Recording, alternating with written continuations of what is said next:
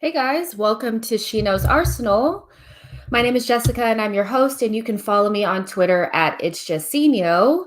So today we're going to do something a little bit different. I don't know how it's going to go because I have a lot of things going on here, but I want to do a match preview for the Burnley match. So let's see. If you're in the comment section, say hello. I see that there's 6 people watching. So, hey, I hope you're doing well. Let's see. Watching in from San Diego. How's the weather out there? Like, is it good? It was raining here the other day. I was not feeling it at all. Let me know what the weather was like in San Diego. And we're going to go ahead and get started in a sec. I just need to make sure I have all of my technical things. Let's see. I'm going to share my screen. So just bear with me for a second while I do this.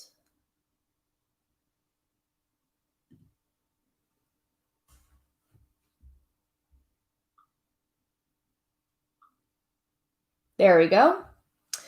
Okay, so yeah, when you share your screen, you have to like have 2 monitors so that you can actually see. So it's a little weird. So I wanted to start off with Emile Smith Rowe. I know that, when he got injured against Leicester, a lot of fans were really worried about him and whether he was going to be able to, um, continue on. But I think in this press conference, Arteta did talk about Smith Rowe somewhere in here. Hold on. It's so long the way that they have these set up. Oh, here we go. Oh, no. But anyways, even if I can't find it at the moment, but I know basically what he said is that he had a scan right after the game and it wasn't as bad as it looked. He had the scan and he just had some discomfort in his leg. So he will probably be out for this game, I would imagine, against Burnley. He should be rested. He's played so many games in a row. So I just think that this is a natural development of a young player that's, kind of learning how to play big boy football. And he's played a lot of minutes for us. And, he's had some muscle soft tissue injuries in the past, so this to me it to be expected. And if you want to learn more about his, Emile Smith Rowe and some of our other players injury issues over this period of time, you might want to watch or listen to the most recent Arsenal Vision podcast where they had Dr. Raj on, and Dr. Raj talked about Emile Smith Rowe and Martinelli, just to give you a little bit of peace of mind that these things are really kind of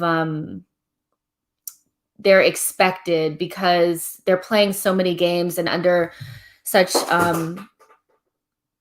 stressful circumstances that it's kind of normal that you would see these types of injuries for young players coming into the team for the first time. So I'm not too worried about it. But I would imagine that he would be rested for the next game. I don't know why I can't find what I'm looking for. It was like it was here and then it was gone, literally. So that's it for Smith Rowe. So Arteta was also talking about in this press conference, kind of about what are the expectations of Arsenal going into the latter ends of this season.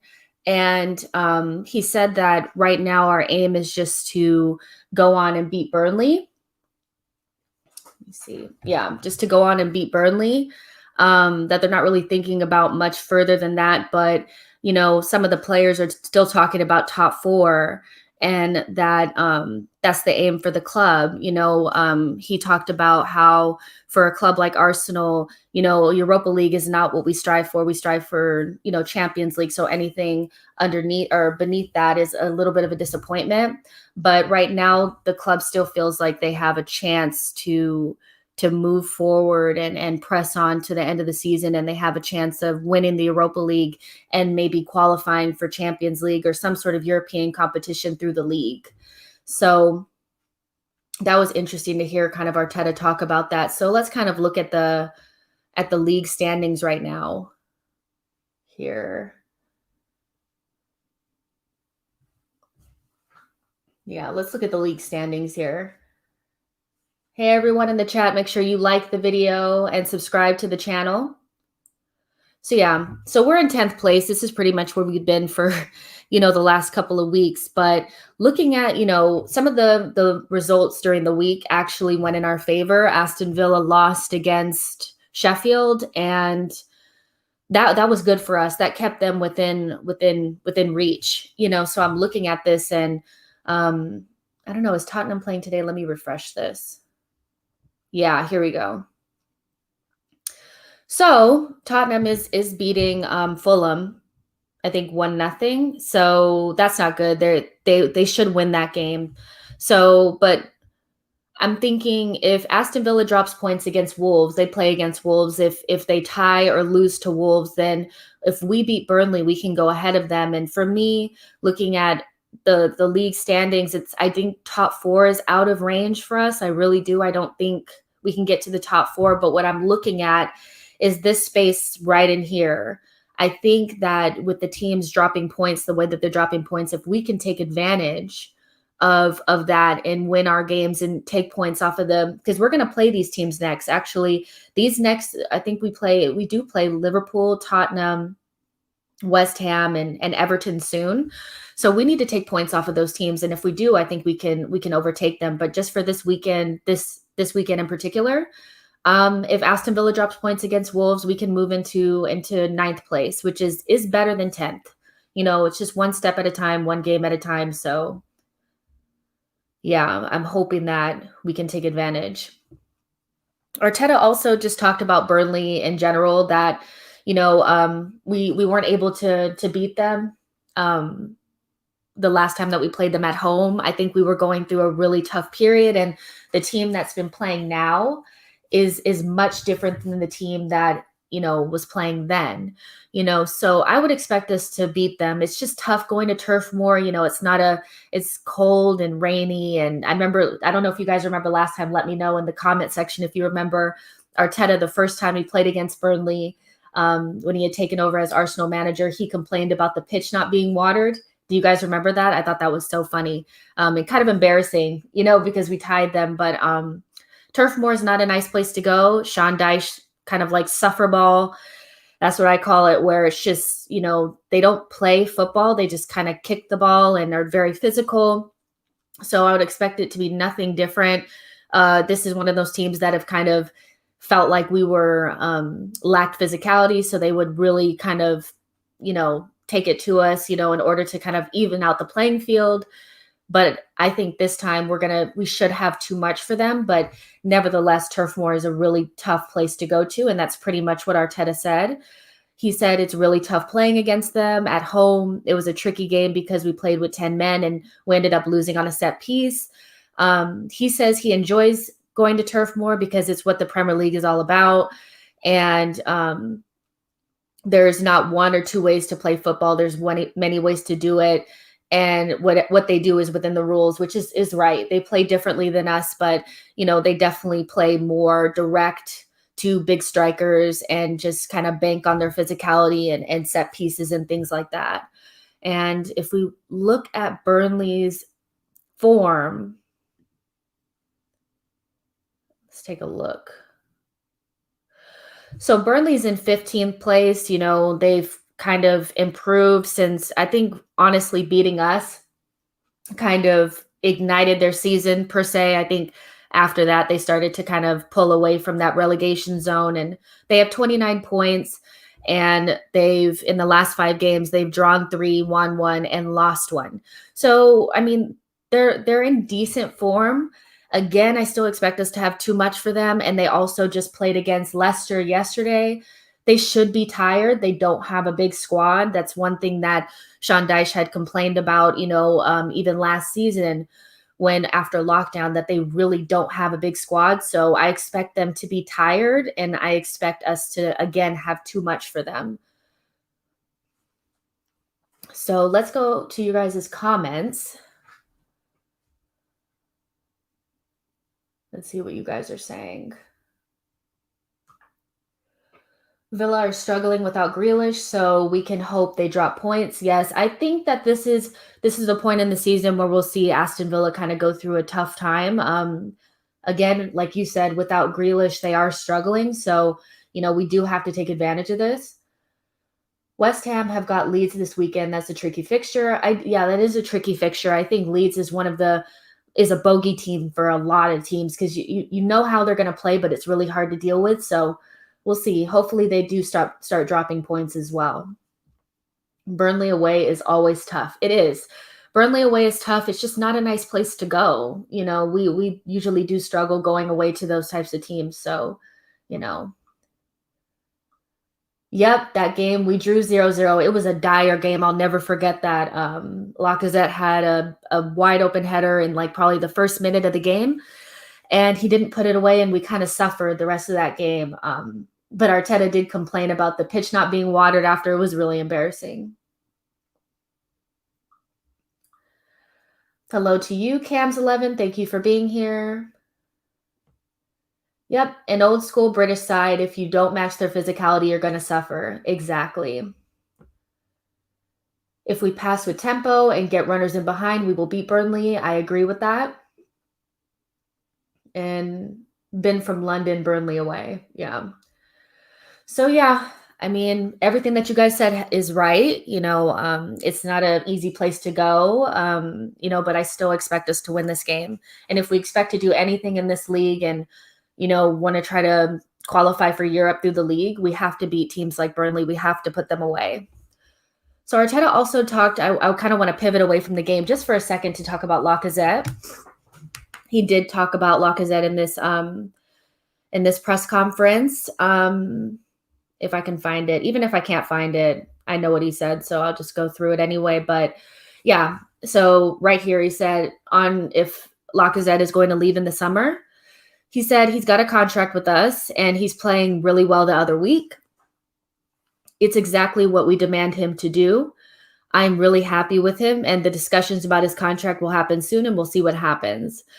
So for me, I'm like, okay, I think Arteta kind of has to say this. He can't really say like, okay, well, we're not going to renew his contract, but I really think that this is the time to capitalize on his decent form and try to get a little bit of money from being able to sell him. He's going into the last 12 months of his contract. So a lot of times when players get into the last 12 months of their contract, not only does their value drop, but a lot of the cards are in their hands. It's in their best interest sometimes, depending on where they are in their career, to just kind of sit on their contract and leave for free. So I do think he's going to leave this summer. And that really begs the question of, how do we rebuild the front line? If Martinelli is not seen as the immediate, replacement, or somebody that's going to be able to kind of slot into a backup striker role, or, be able to play behind Aubameyang, how do we rebuild the front line and bring in a player that can do that?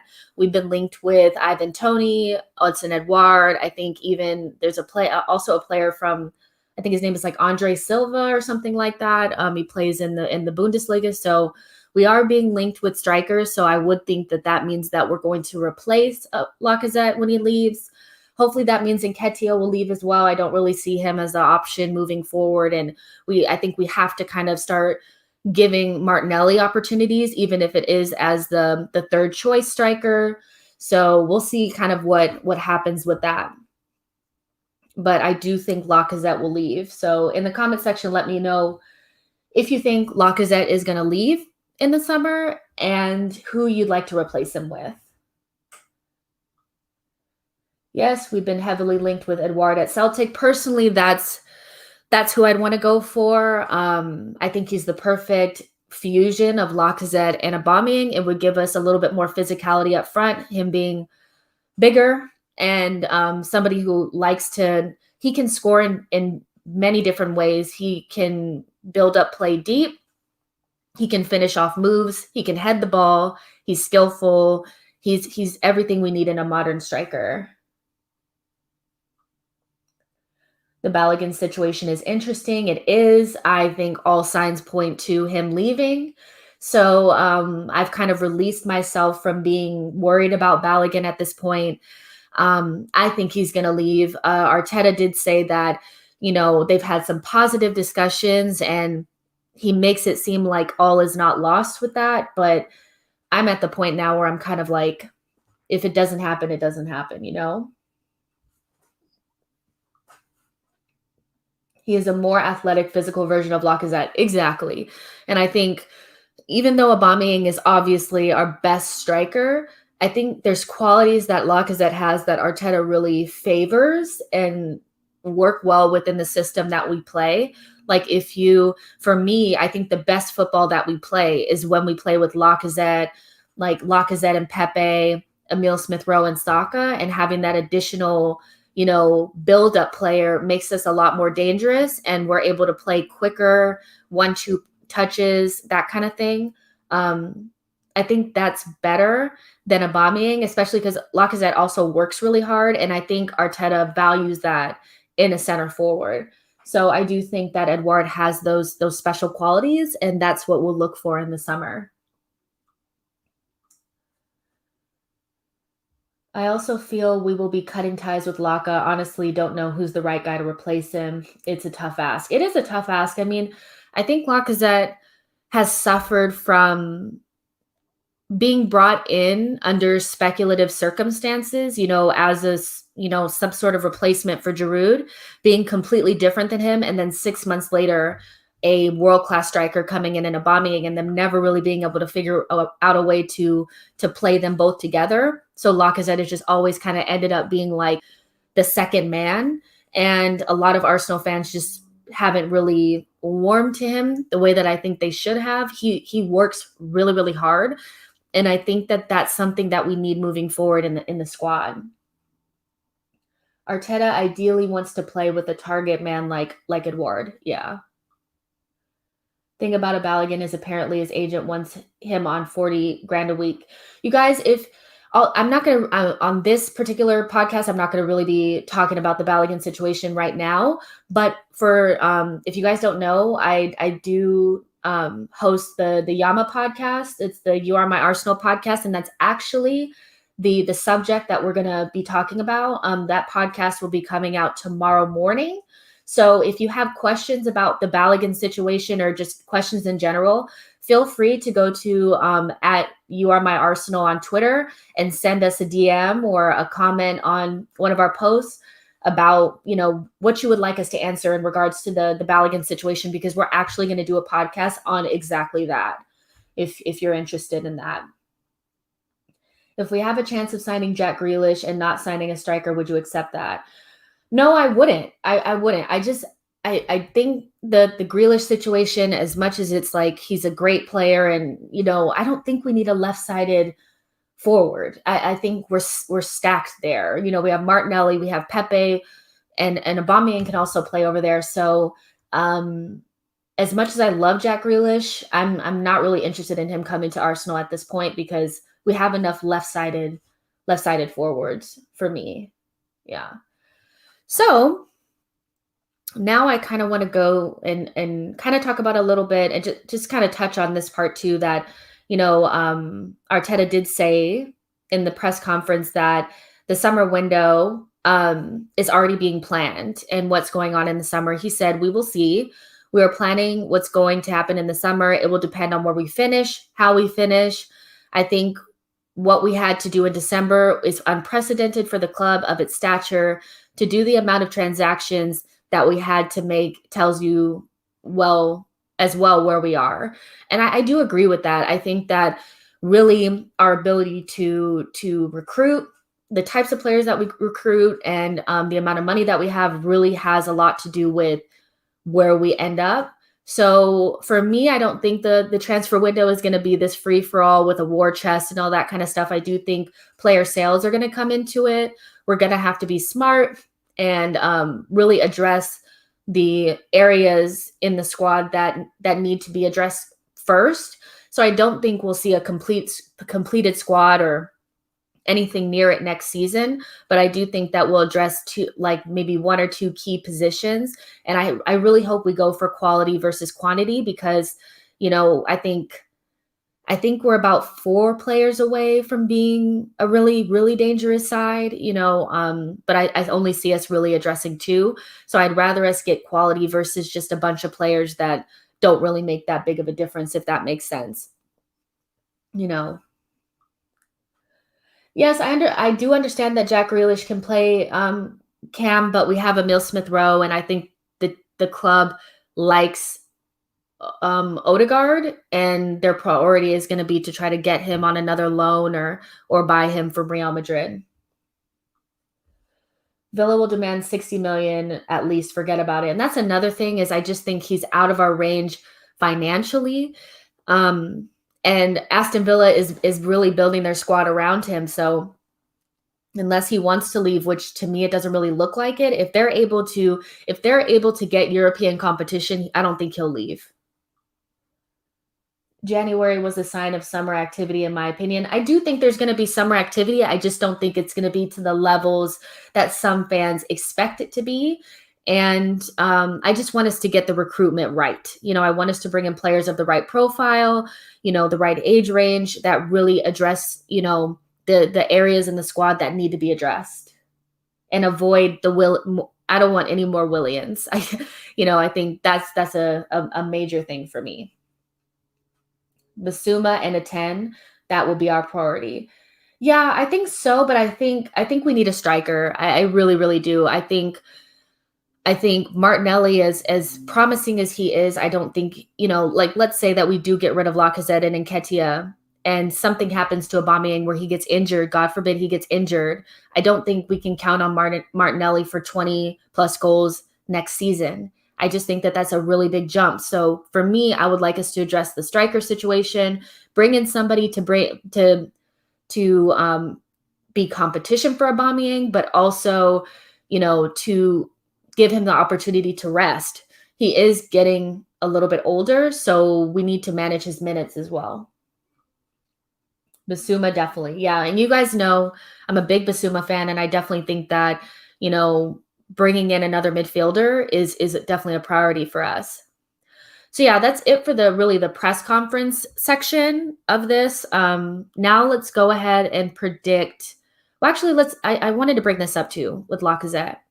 So on Transfer Market, it says that his estimated, worth or whatever is 38 million. We're not going to get that. But I think that if a club, I think he's Monaco, Roma are really interested in him. I think if they come in with a bid of something around 25, we'll take it. He's 29 years old. In May, he'll be 30. So I would be willing to take 25 and just part ways with Lacazette. He's been on good form, 9 goals, 2 assists. He looks really good in this system. So you guys let me know in the comment section what you'd be willing to accept for Lacazette in the summer. Okay. All right, guys, let's go ahead and talk about the lineup against Burnley. All right. So let's go ahead and change this to a 4-2-3-1 because that's the system that we play. Not that kind.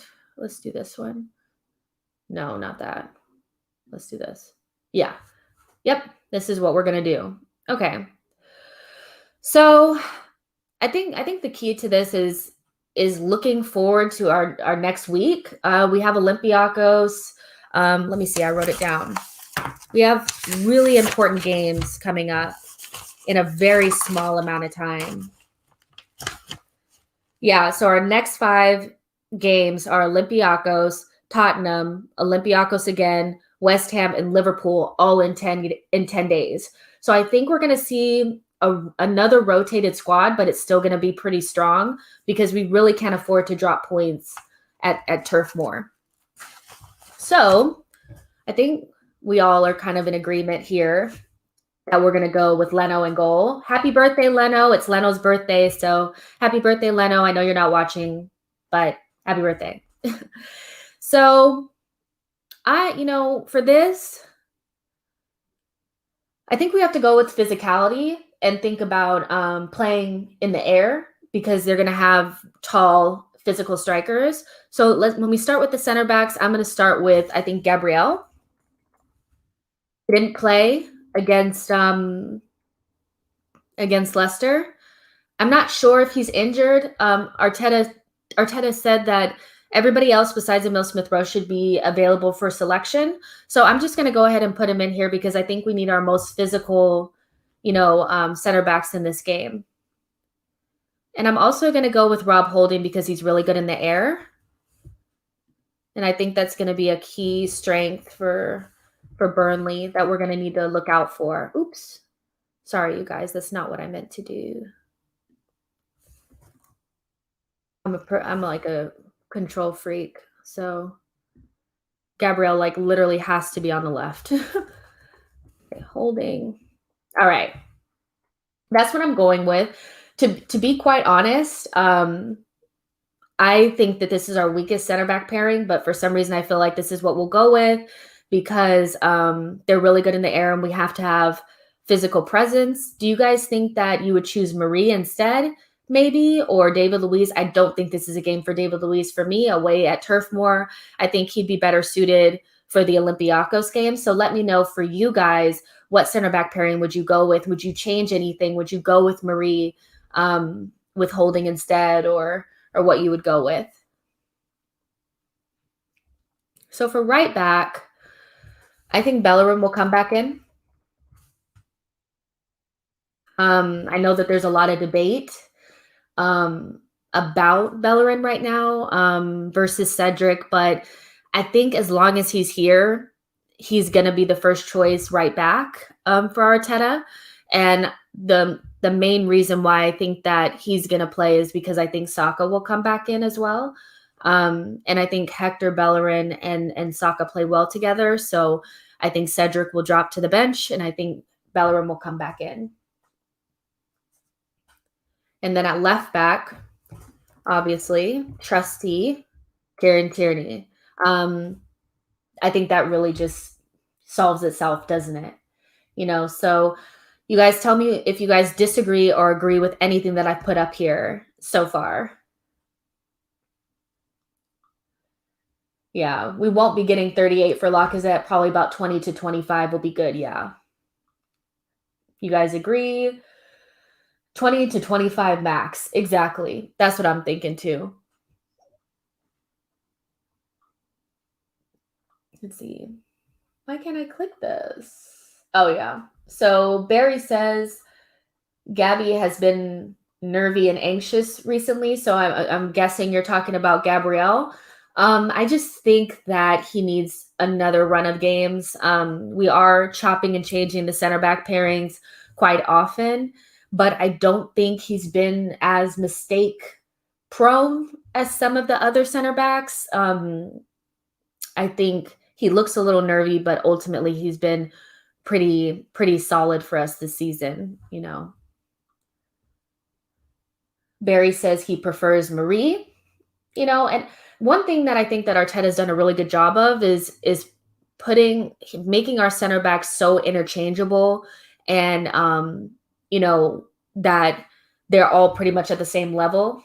Everybody's been kind of playing in and out. Like we haven't just chosen two center backs, which is what you would normally do. But I think in these unprecedented times and the fixture congestion, it's really, really smart for him to have four center backs that he can count on that pretty much can be chopped and changed. So, I mean, if I saw Marie, I would be perfectly fine with that as well. Gabriel and Luiz. Yeah, they do play well together. I think Gabriel and Luiz play really well together. And I don't like Marie and Luiz that much together, to be honest, either. I think he's best with Gabriel. Right back, Cedric. Yeah, I can see people really wanting to see Cedric. I think he has played well and he deputized for Tierney when Tierney was out, but I do expect Hector Bellerin to come back in this game. That back four is fine. Yeah.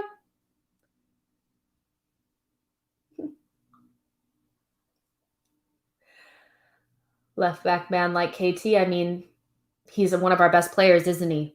You know, one of the first names on the team sheet, and we win games when he's here. We really do.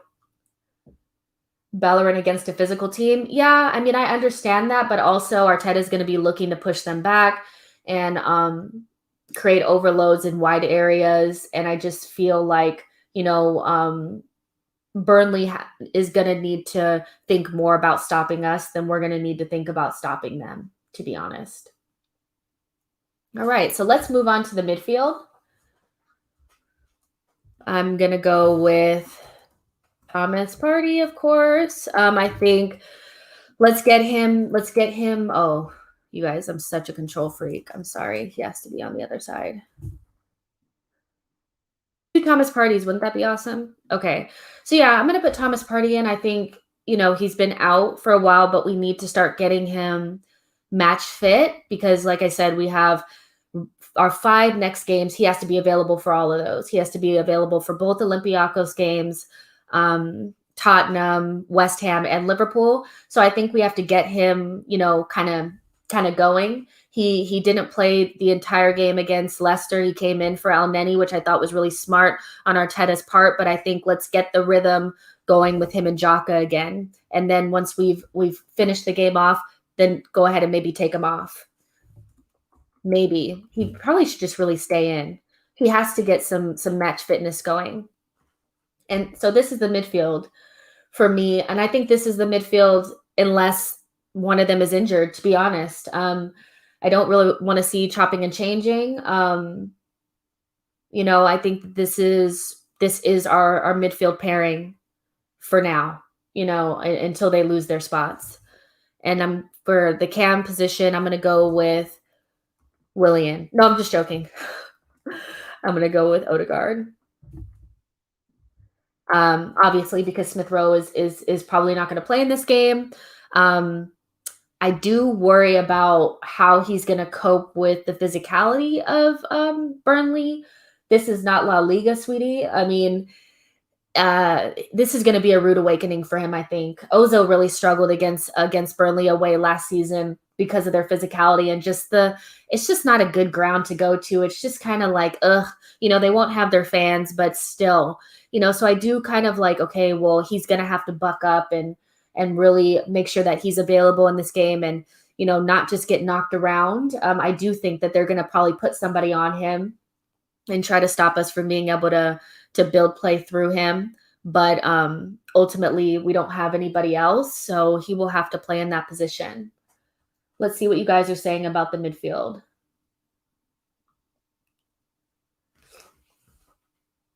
Okay, yep, a very Arteta back four. I think that's the back four that he'll probably go with. Cedric is just better right now. Yeah, I mean, he's in form. And Bellerin is really not, and I think we're always looking for a reason why Hector Bellerin shouldn't play, but I've kind of given up on that. As long as Arteta's here, he's going to be the number 1 right back, and it just is what it is. We just have to hope he plays well.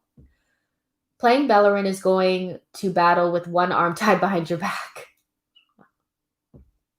A party double. I'd like that. Exactly. I mean, if we could have 2 Thomas Parties, that would be amazing, wouldn't it? Xhaka needs a rest, so Ceballos. I kind of disagree with that. I think Xhaka is one of those. He's kind of like the type of player that he's available because he's so fit. And I just think that we need to get Thomas and Xhaka playing together regularly to make sure that partnership is solid. So I'd like to see them play together until they can't, basically until somebody is unavailable. Right. If only we could have 2 parties. Exactly.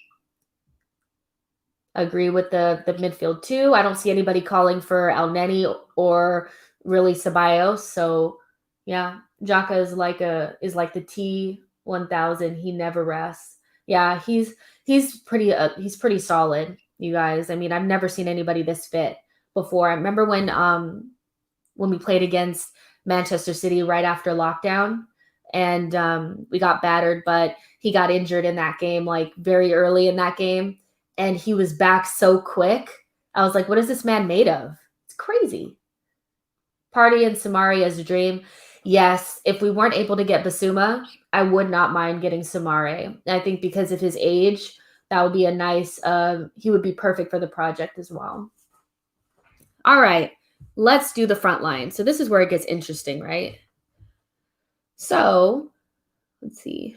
Right mid, I'm gonna go with Bukayo Saka. I think he's gonna get that one. He got that 1 day rest, and he's gonna come back in on the right hand side. With Emile Smith Rowe being injured, oh no! Again, we have so many important games coming up. So I'm looking at the left mid, and I'm thinking I would like to see Pepe there. I don't think Martinelli's going to come into this game. I think Arteta is really hinting at us that he's not ready, and I'm managing his minutes, so don't expect to see him that much. So I think this is the game for Pepe to continue on. I know Willian played well, but I just think that if we play with Pepe on the left-hand side, we'll have way too much for them that we'll be done with the game early. You know, Willian doesn't really add goals per se, and Pepe adds goals. And because of the center forward I'm going to choose for this game, it's so difficult, you guys. I'm like, should I pick Aubameyang or no? Because Aubameyang against physical center backs. No, I'm gonna go with Lacazette. I'm gonna go with Lacazette because I think that he can handle the tough away away scenario, and I want to see Pepe on the left because I think he deserves it. And I just feel like we need 2 goal scorers at least. If we play Willian, we have to play Aubameyang because you can't play Lacazette and Willian. There's not enough goals in there. So I'm just thinking in terms of balance, being able to have 2 goal scorers, and the center forward maybe can just be a foil and somebody to win the ball against 2 physical center backs in Ben Mee and Tarkowski, unless one of them is injured. And Lacazette can help Odegaard recover the ball. Because against Man City, I really noticed that Aubameyang and Odegaard had a really hard time retaining the ball because when Manchester City would get physical, they couldn't really handle it. And I think that bringing Aubameyang back in to the Olympiacos game is a better option. Let Lacazette take care of this. Plus, yet some of these players had really good games, so I kind of want to keep them in the side. But it's so difficult, talking about the front line because we have so many options now. So you guys let me know if you disagree with me. I mean, I'm sure some of you guys will because maybe we play Aubameyang, maybe we don't. So let me know what your front four, or not your front four, what your front 3 is if you disagree or agree with me. Yep, Aslan agrees with me. Saka, Laka, and Pepe. Yeah, I mean that's what I would go with against Burnley. We have to remember that this is going to be a really physical, center back pairing, and if we put Aubameyang down the middle, I think he'll get lost. Sean Dyche makes it his mission to tell his players to beat us up. So I'd rest Saka. Don't want to see him getting kicked by those lumberjacks. So who would you put in instead of Saka then on the right hand side? Do you put Pepe there and play pretty much the same front 3 of a Willian, Lacazette, and Pepe? What do you think? Cedric instead of Bellerin?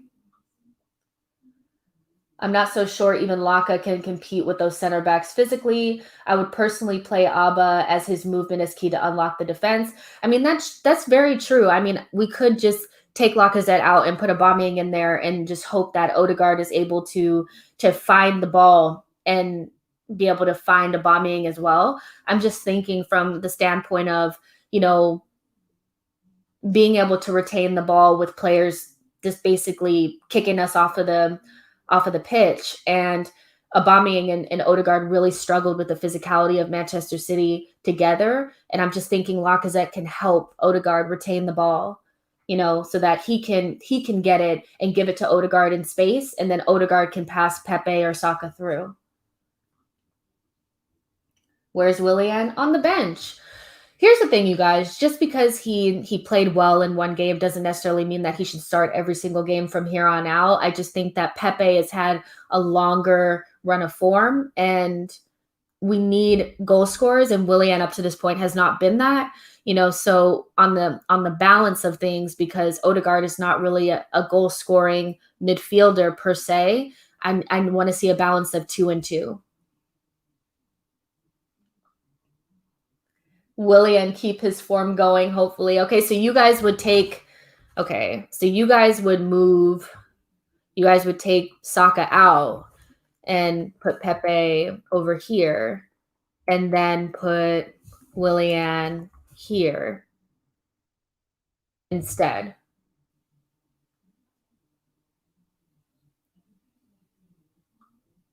You're outraged. I know. But we have so many options. We have so many options, I don't know. And I'm feeling Pepe right now, like more than Willian. I just feel like Pepe is going to have their defenders on skates, and they're going to foul him in the box. Like, I just have a feeling, Right back, Cedric. Right forward, Pepe. Left forward, Martinelli, if Saka doesn't start. I just don't think Martinelli's going to really come in, if I'm honest. Yep. All right, you guys, make sure that you're smashing the likes and subscribing to the channel. That's pretty much all I wanted to do today was, hang out and kind of talk about the game. Do you guys want to do a couple minutes of questions? We can do that, before I go. I have some time. So go ahead and get some questions in, and we'll talk. Don't mind my weird eyeliner here. So embarrassing. But yeah. Let's do a couple minutes of questions or just comments or whatever. I don't think Burnley is the game for Willian. Pepe is turning it on and links with Tierney. And that's my thing is I'm just thinking about how do we finish off the game early? And I'm just thinking Pepe driving at their really slow, kind of defenders, and we would have the opportunity maybe to get a penalty or he would score a goal. And I just don't think Willian has showed up with goals. And if you have Lacazette and Willian, I don't know. I don't know. I just want to see Pepe, I think. I think that's just how I'm just going to phrase it. Yeah, you guys, let's do score predictions. Thank you, Barry, for reminding me. I'm like, I forgot something. There was something else I was supposed to do. So yeah, let's do score predictions too, you guys. Let me know what you guys think the score is going to be, and I'll let you guys know what mine is. You guys will probably be shocked because I'm never this confident. Pepe will play on the right if Cedric plays. Yep. I think that combination really, really works. And I'm glad we're starting to see some partnerships really take place and take form towards the end of the season. Matt Arsenal says 2-1 Arsenal.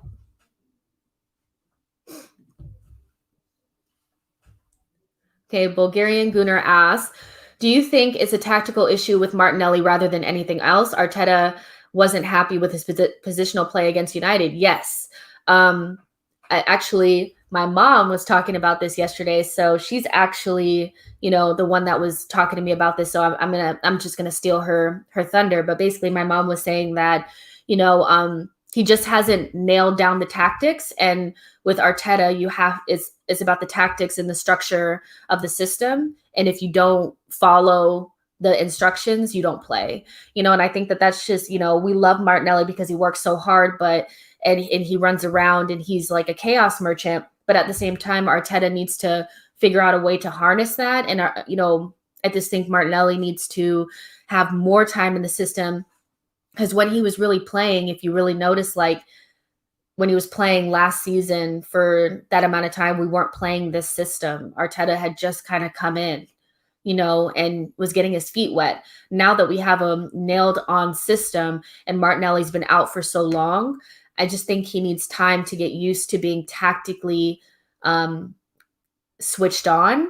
And when you're trying so hard to prove yourself and to be involved in the game, sometimes you miss the tactics, and I think that's just what happens. So especially in the United game. So I just think we're just gonna have to be patient, and not worry so much about whether Martinelli is gonna play or not. I think he's gonna play eventually. 2-1, a nervy win. Okay. I just feel that Abba is our striker and should play every game. He is the one that we have committed to, and it is risky to switch up him and Laka each game. Yeah, but we're also in unprecedented times where we're playing so many games in a congested schedule, and we have to keep other players fresh because, as we saw earlier this season, Aubameyang could go on a goal drought, and if we don't keep Lacazette in the game, we will lose something. So I think in this particular season, with everything being the way that it is with COVID, the pandemic, the fixture congestion, and us still being in Europe, we need to have all of our players involved from now until the end of the season. So I think we're going to see a lot more we're going to see a lot more chopping and changing that we wouldn't normally see, but it's more because of the state of the league versus this is actually what Arteta wants to do. Either could work though. Yep. What do I think about the Luis situation? Is he staying or is he going? I think he's staying. I think Arteta really values, David Luiz's leadership ability, his experience, and I just think that with funds, particularly maybe tight, and we need a right-sided center back, and we can't afford one, and we don't know what's going to happen with Saliba. I don't think Saliba is going to come. I don't really know. Because part of me feels like Saliba could come back because that's what they said would happen. But I could also just see at the end of the season an announcement being that, we've extended his loan. So, but I think that Arteta just values his David Luiz's experience, likes him a lot. And he had a big hand in getting Saka to resign. So, if he has that type of influence over the team, I would expect him to stay. We need at least 5 center backs. I think Chambers is going to leave. That leaves us with Gabriel, Marie, Holding, and Louise. And then somebody else, whoever that may be, but I do think Louise will stay, and as long as he's always going to be prone to that one bonehead mistake, so if that's what we want to open ourselves up to, that's what we're going to open ourselves up to. But I think he does have some pros too. Can you do a future show highlighting potential MLS players who would be good signings for us? Yeah, sure. Let me write that down, actually. Yeah, let me write that. Well, if I had a pen, I'll write that down. Yeah, let me just put a note in my phone real quick. Of course. Yeah, I would love to do that for you guys. Yep, I will do that. Yep, I will. Really? 1-1? You don't fancy us in this game at all, Bulgarian Gunnar? Come on now. You got to give us a little bit more than that. Willian has been playing simple and safe football, minimum effort, game in and game out, an agent in full effect, sell in the summer.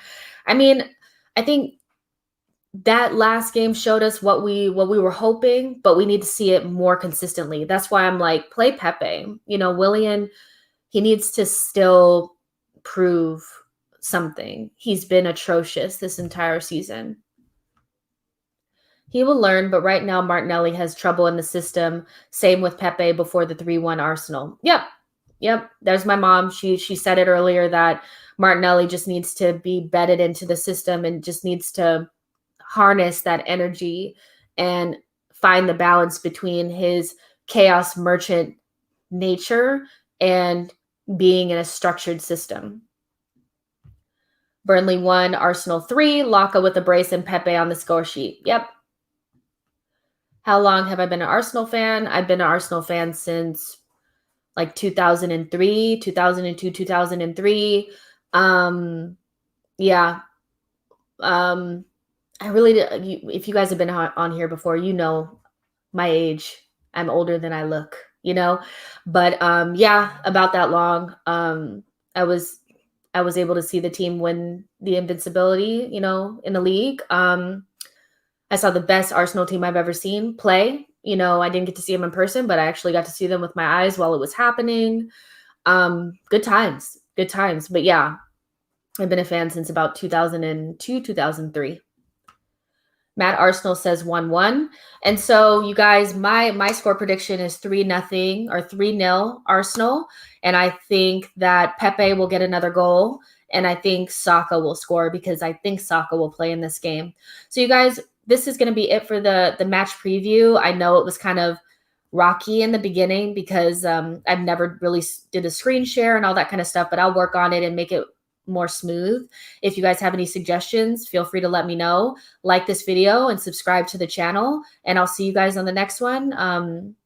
Yeah, bye guys.